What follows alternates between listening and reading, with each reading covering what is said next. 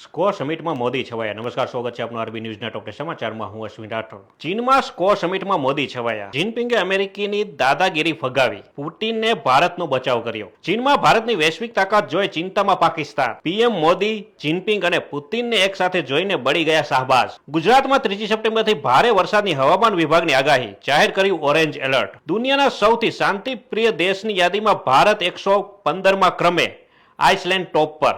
Scott સમિટમાં ઘોષણાપત્રમાં Pahalgam હુમલાની ટીકા, ભારતની મોટી ડિપ્લોમેટિક જીત. ચીને વિશ્વની પહેલી 6G ચિપ વિકસાવી, ઇન્ટરનેટ સ્પીડ 5000 ગણી વધી જશે. ટ્રમ્પની નીતિથી વિદેશી રોકાણકારો નારાજ, એક જ મહિનામાં 35,000 કરોડ પાછા ખેંચ્યા. અફઘાનિસ્તાનમાં ભૂકંપમાં વિનાશ, 600 થી વધુ લોકોના મોત, 1500 ઘાયલ, મૃત્યુઆંક હજુ વધવાની શક્યતા. આતંકવાદ પર બેવડા ધોરણો સ્વીકાર્ય નથી, ચીનમાં સ્કોટ સમિટમાં પીએમ મોદીનું સંબોધન.